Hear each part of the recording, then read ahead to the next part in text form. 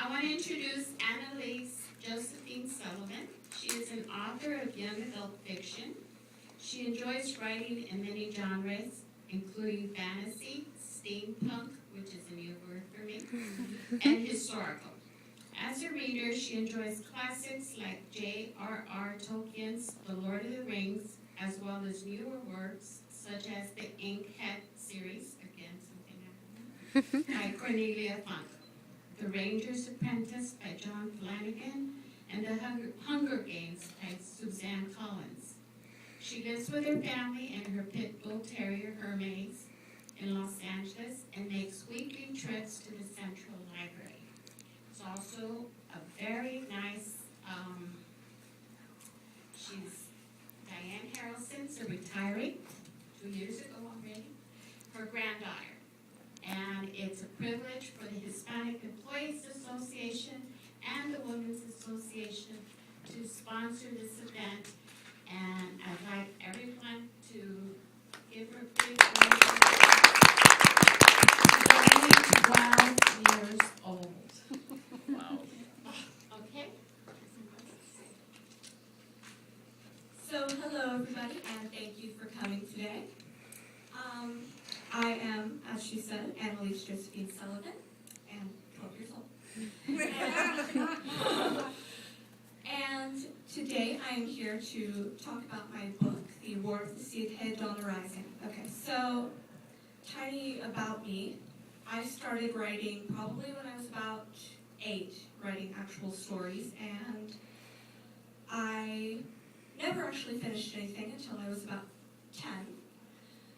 But this is my first published novel, and it's really a big step for me, and I'm really glad to be here today, talking to you all. By the way, can you all hear me in the back of the room? Yes. Just remember to Yes. Okay, good. Okay. This book really started in 2012, when I wrote for the November National Novel Writers Month, which you have to write a book in a month. Basically 50,000 words in 30 days. And that's basically, I had no idea what I was going to write. Then my mom started telling me about Celtic mythology and stuff, which eventually became the basis for this novel. It's loosely based, not really very close to anything actual. But the book is about a girl named Lilith who finds out that she is the descendant of a Celtic immortal. And when she finds this out, she gets pulled into this war between 2 factions of immortals that will eventually pull the whole world into it. Don't know. So she goes on this adventure with them, with the immortals, to try and stop this war, and to basically keep the world from catastrophe at the hands of immortals who seek to destroy it. The immortals.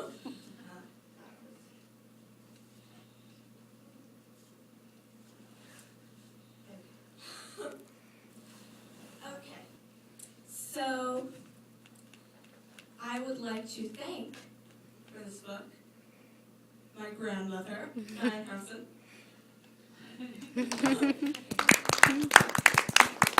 And my mom, who's sitting over there videoing.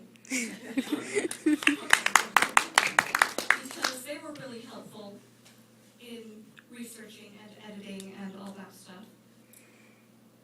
And Jacob for clapping over there.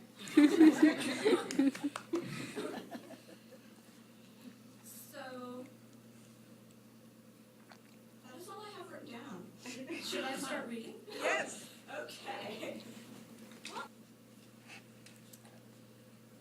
The War of the Seedhead Dawn Rising, Chapter 1. It was a warm Los Angeles morning just a few hours before dawn. Still dark out, very still, with no breeze at all. The sky was smogged over, obscuring all but a few of the stars. It was an ordinary morning, too early for there to be much traffic on the streets, and less foot traffic on the sidewalks.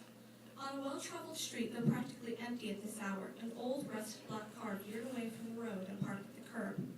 The door on the driver's side opened, and a man stepped out, in a black coat and hat that looked extremely unsuitable for the warm weather. He stepped up onto the sidewalk, and looking around to make sure he wasn't being watched, slipped into a dark alleyway. The alleyway was pitch black, and the man fumbled for a moment, crashing into a dumpster. He cursed under his breath as he finally managed, after a few tries, to get his flashlight out of his pocket. Turning it on, the thin, dark alleyway was suddenly brightly lit. His shadow, seemingly twice his actual height, flickered up on the walls of the buildings to either side of him. He continued down the alleyway until he reached the end, where he stood facing the blank wall. He again looked around to make sure he was alone, and then, secure in the knowledge that he was the only one there, placed his hand firmly against the wall. Muttering under his breath in a language that hadn't been spoken readily in many years, he gazed intently at the wall. As he continued speaking, he saw to his satisfaction that a rectangular shape the size of an average doorway was forming. The man removed his hand from the bricks as the rectangular portion of the wall slowly sunk into the ground. Ducking his head and shoulders, he stepped into the newly created opening. It sealed behind him as he stepped inside, his flashlight illuminating the passage ahead. There were steps there at the end, leading down into the shadows not even the light from the flashlight could dispel. He hurried down those steps, down to the depths of the darkness. The next landing was so far down, he could barely feel the rumbling of the cars on the web of streets above by the time he got to the door. He turned the knob, and pushing the door open, he went in. The room beyond the door was, if it was possible, darker than the passageway that led down to it. The man closed the door behind him and peered into the darkness beyond. "Are you here?" he asked quietly to the shadows. "Indeed," came a whispery voice from out of the darkness. A pair of glowing golden eyes appeared like two shining pinpoints of light. "My lord," said the man, dropping down on one knee in a reverent gesture. "Rise," the whispering voice commanded. "We have no time for formalities. I cannot remain here long. Have you been to see the girl?" "Yes, I have, my lord," the man replied, rising to his feet. "And she has no idea of her ancestry, and what?" "There are ravens watching the house." "Then our enemy has found her. If you don't mind my saying, I don't think they ever lost track of her." "Perhaps not. We have to draw their attention away from her." "I see, my lord," said the man in black, a wicked smile on his face. "I will launch the attack as planned." Chapter 2. Half an hour before. Lilith Becker was fast asleep, face pressed into her pillow, raven black hair fanning out onto the pillow around her head. Her breathing even, her eyes shut tight, she wasn't dreaming at all. She stirred just a bit when the raven squawked outside her window, but she did not wake. She tossed a bit and turned over. When one of the branches outside rustled, she tossed again, but again did not wake. Her window was open just the slightest bit to let in the warm air. There was a sudden puff of cool air just after the rustling of the branches, which gave her a chill. Half waking for a moment, she pulled the blankets up and buried her face in the pillow again. She was sound asleep again within a few moments. Around 10 minutes later, the rather loud sound of an old car starting outside woke her with a start. She sat up quickly with a sharp intake of breath. After a moment, she had calmed her breathing down and her heart rate as well. She wondered what the sound had been. "Probably just one of the neighbors," she muttered to herself, trying to explain it so she could calm down all the way. But why this early? She didn't know why any of her neighbors would be leaving their home this early in the morning. It was spring break, and spring break didn't end until the next week, so they wouldn't be taking their children to school. Anyway, it was much too early for that, and she knew that none of them had to go to work that early. So it couldn't be one of the neighbors, logically. She frowned and got out of bed, smoothing a few of the wrinkles out of the baggy t-shirt she was wearing for her pajamas. She walked to her bedroom door and, opening it, stepped out into the hallway. She could hear the muffled sounds of her parents breathing as she passed the door to their room. They didn't have to get up for about another hour, so she tried not to be too loud lest she wake them. She hurried down the hall and into the kitchen. The cold tile gave her a chill as she stepped on it with bare feet, and she shivered. She opened the refrigerator door and bent down to peer inside, looking for something light to snack on. A moment later, she thought she heard the sound of someone else walking on the tile, but dismissed it. After another moment, she got the strangest feeling she was being watched. Just as she turned to see if one of her parents had woken and come downstairs, the feeling dissipated. She looked around but saw no one. Shrugging, she dismissed the feeling as she had done with so many feelings that night, and grabbed a box of crackers from the cupboard. She plopped down on the couch in the living room and turned on the television, trying to get her thoughts straight. The ceiling in the kitchen. The fairy peered into the living room and down at her with a confused stare. Had she not sensed the dark presence outside her window? Had she not known what it signified? It knew her parents didn't know and couldn't understand, wouldn't understand. But she should know, shouldn't she? Apparently, the girl didn't understand at all either. Humans were absolutely baffling. I'd better tell him, the fairy decided, speaking to itself. It spoke quietly enough that Lilith wouldn't hear it, not when she was that far away. Its voice was a quiet little tinkling, and it was no wonder that in fairy stories, fairies were said to have the voices of little bells ringing. But it was speaking English. It had learned that from them. Making up its mind on the matter of telling, it swooped down and out of the slightly open kitchen window, beating its semi-transparent blue-tinted wings so quickly they could hardly be seen. Not that anyone could have seen it. It didn't want to be seen, and if it didn't want to be seen, no one could see it. Moving up, up, up, as quick as it could, it rapidly entered the clouds. It darted off, hurrying to reach its destination before it was too late. Its mission required haste, and it knew it would need some way to travel quicker than usual. It needed a portal to its destination, that was what it would take. Thinking quickly, it sped up higher and higher until it was above the reach of any airplane. Placing its hand above it in the thin air, it whispered a few words in Gaelic. A small whirlpool-like formation of glowing golden light began moving outward from its hand, and soon the fairy moved forward, letting the light envelop it. A moment later, it sped down, and soon it was over the green hills of Ireland. Below, it could clearly see the hill of Tara. It dove down to a light beside the hill in a matter of seconds. Placing its small, iridescent hand on the hill, it whispered in Gaelic the words of opening. The hill ruptured, cracking down the middle. The fairy slipped in through that crack and sealed behind the fairy so tightly that no one would ever notice that anything at all had happened. And the fairy flew into the depths of the sea canal. It reached the throne room a few seconds later. At the far end of the room, a man with long golden blonde hair sat, seemingly asleep, on the throne. From across the room, he seemed almost a statue. His chest barely moved, although he was breathing. His eyelids did not move at all as he slept, making him appear as if he could be made of stone. Spider webs ran over the throne, keeping them somewhat attached there. The fairy tittered in disapproval and flew through the webs, breaking them. Then it flew up to the man on the throne, whose eyes were closed and whose breathing was labored. The fairy tapped on his forehead, tittering loudly. A few moments passed, and it poked him again. It was about to bite him, when it got a shock. His eyes opened, and the fairy shied from the blazing golden light emanating from them. The faint hint of a smile touched his lips. "What is your name?" he asked in a formal tone, extending a hand to the fairy. The fairy glanced nervously at the hand the man had held out, and then alighted upon it.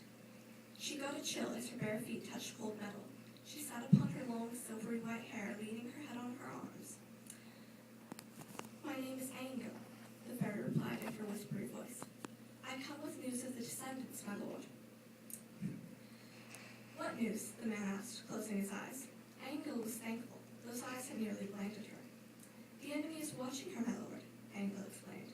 "They know of her whereabouts. They know of the prophecy, and she knows nothing yet, my lord." "I see," he said, pushing himself to his feet and opening his eyes again. "It is time for the prophecy to be set in motion. We must prepare for what is to come." After she had woken, Lilith heard the door to her parents' bedroom open, and her mother walked down the hall to the bathroom. She was getting ready for work. Lilith's mother, Emily, worked at the Museum of Natural History in Los Angeles. She was a rather prominent archaeologist, as was Lilith's father. Lilith turned off the television and stood up. She took the box of crackers back into the kitchen and put it back into the cupboard, then began to head back to her room. She'd thrown some clothes and brushed her hair. When she returned to the living room, she heard her mother in the kitchen making coffee. She peered in and smiled at her mom. "Morning, Mom," she said from the doorway. "Oh, good morning, sweetie," Emily replied. "I didn't know you were up." "Yeah, I woke up at like 4 or something," Lilith explained, walking into the kitchen and sitting down at one of the chairs at the table. "Oh, really?" Emily asked, rather concerned sounding. "Could you not sleep?" "I kept thinking I heard things," Lilith replied, "like branches branches on the tree moving, and a car starting, and I could have sworn someone came into the kitchen right after I did. Emily seemed to stop and consider what Lilith had said for a moment. Well, honey, she said finally, the car was probably just one of the neighbors. The tree branches, that was just the wind, I'm sure. And you're sure Tibbins didn't come into the kitchen following you? Tibbins was the big red cat, the family pet. They'd gotten him when Lilith was just 5, and he was a kitten. They'd practically grown up together. Tibbins usually followed Lilith around, especially when he thought he might get fed. Oh, I didn't see him, but that's probably what it was. Lilith smiled. Tibbins probably thought I was going to feed him. As if, Emily laughed, smiling at Lilith. Yes, I'm sure that's all it was. Anyways, I've got a meeting later today, so I'll be leaving at noon. I'll probably be gone until 1 or so. A meeting at work, Lilith asked, getting up and grabbing a bowl for her cereal. No, a meeting with a private client who wants my consultation on the authenticity of a rather rare artifact he's got. Emily replied, putting milk and sugar into her coffee. Emily never drank her coffee black. I see, said Lilith. Well, I hope it goes well. I'll just use my bicycle. I wanted to go to the archery range today. I needed to get in some practice this week. All right, Emily said with a smile. Be sure to eat breakfast, though, and have fun. Around 30 minutes later, Lilith was chaining her bicycle outside of the archery range where she practiced. She usually used her bike to get around if she was going somewhere close to home. Her mother worked at home a lot of the time, but she was working out a project at the moment, as was Lilith's father, so neither could give Lilith a ride. She had taken self-defense classes and was pretty well equipped for defending herself if need be, so her parents tolerated her going some places by herself. She opened the door and went inside. The instructor, Lyra, who was always on hand at the range, was standing over near a boy who was practicing. When Lilith entered, Lyra smiled and walked over to her. Oh, hi, Lilith, Lyra said. That boy over there just came in. I've been showing him the basics. He caught on pretty quick. Lilith directed her attention to the boy. He had ruffled black hair, golden brown eyes just like Lilith's, and pale skin. He had a rather dirty gray hoodie tied around his waist and was dressed in a simple t-shirt and jeans. The golden brown eyes caught Lilith's attention, and she looked at them for a while before directing her attention to what the boy was actually doing. He was about a year older than her and looked rather muscular. As he loosed the arrow, she watched, impressed at his good form and obvious skill, as the tip of the arrow embedded itself in the target. Dead center, she breathed in awe. Lyra's eyes were wide when Lilith looked over at the instructor, and a moment later, Lyra had rushed over to the boy to congratulate him. Lilith shook her head, knowing he must have some experience. No newbie hit dead center over having 30 minutes of practice at that. Just then, Lyra went into her office to take a call, and Lilith hurried over to the boy. Hi, she said with a smile. You did really well. My name's Lilith, by the way. Eric, the boy replied, shaking her outstretched hand. Nice to meet you, and thanks. You're welcome, said Lilith. If you don't mind my asking, how long have you practicing archery? About 6 months, replied Eric with a smile. Eric seemed to hesitate for a moment, as if he'd said too much. Lilith decided not to pry, seeing as she just met him. She smiled and nodded. I could tell you've been at it in a while, she remarked, putting an arrow to her bow. No one who's new to shooting can hit dead center with it in a few tries. Eric nodded, but said nothing. He just watched as Lilith positioned herself in front of the target directly beside his. She put 2 arrows to her bow, wanting to try something out. She took a deep breath, focused, adjusted the position of her bow just slightly, and loosed the arrows. She was practically frozen as they flew through the air towards the target. Whoa, she said, Eric say behind her as they met their mark with a thwack. She was silent, almost paralyzed, just staring at the target. Oh, Lilith, she heard Lyra gasp. Lilith set her bow down, still speechless, and walked over to the target. The 2 arrows had embedded themselves into the target in the bullseye, one beside the other. She grabbed one and tugged on it. It wouldn't come loose. Oh, Lyra, I'm sorry, she stammered to the instructor, worried that she'd ruined her instructor's target. No, Lilith, protested Lyra, hurrying over. You did wonderfully. Have you ever shot 2 arrows like that before? No, replied Lilith, still a bit nervous.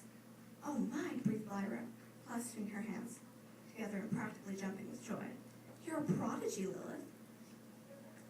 Lyra hurried into her office to jot down Lilith's achievement. Eric walked over to Lilith and put his hand on her shoulder. You did great, he said quietly, crouching down to it so his face was level with hers. I've never seen anyone do that. That was so cool. Thanks, she murmured, embarrassed by the attention. I've never seen it either. Lyra's going to think I'm some kind of kid wonder or something like that. Eric nodded, smiling. He stood and grabbed his backpack. As he walked out, he flipped his cell phone open. Lilith watched him as he walked out. The last she saw of him was the brief glance that he shared, as he got into the black Mercedes that had pulled up to pick him up. Then the car door closed and up rolled the tinted windows, and then he was gone, leaving Lilith to wonder who he was.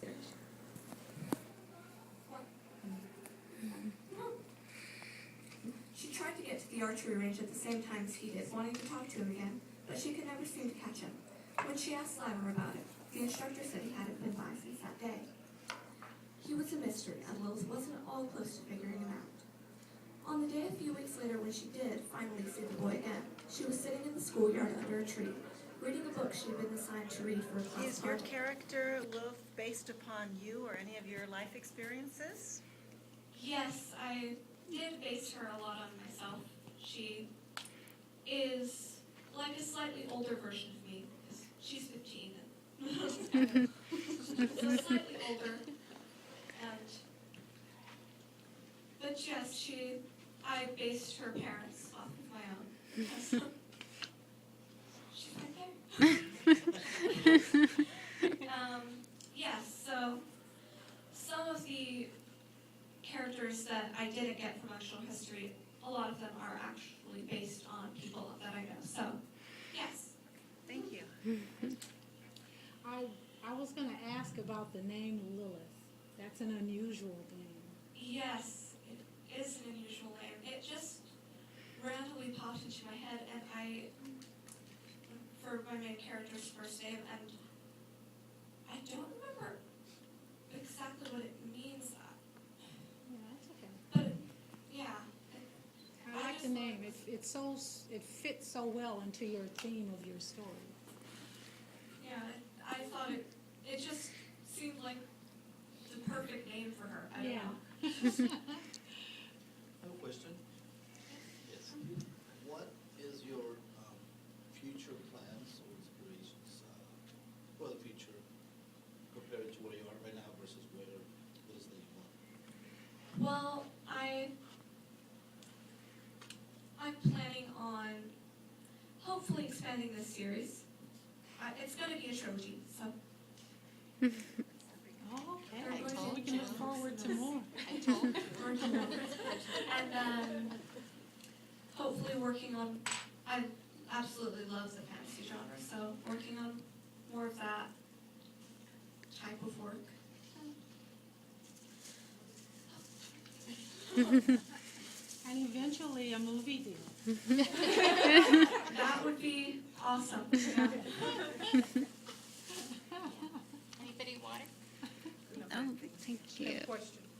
What made you decide to focus on Celtic history?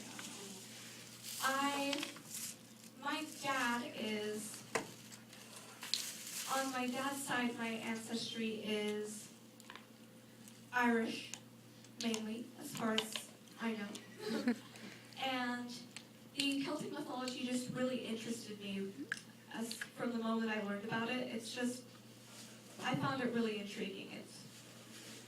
And I plan on incorporating some other mythologies into the future books in the series. But for the first book, I decided to go with what I knew and use the Celtic mythology.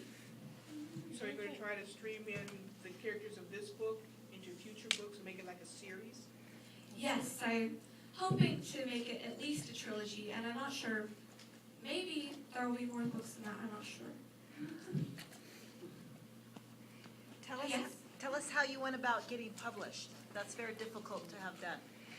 Yes, I participated in the National Novel Writers Month, which happens every year in November. And at least through the Young Writers Program, when you get to your word count goal and complete your novel, you get 5 free copies of your book through Amazon's Create Space self-publishing thing, which basically you have to write the book, of course. Then they basically take care of all the, publishing it, printing it. You have to market it yourself, but they publish it, print it, ship it out to people when they buy it off of Amazon or whatever. And so it's a pretty easy process if you do it the way I did it. And in the future, I hope to get an actual publisher. I think that would be, yes? Oprah might publish it for us. Ah, Oprah's book club. that's very, that'd be cool. Yeah, that'd be really cool.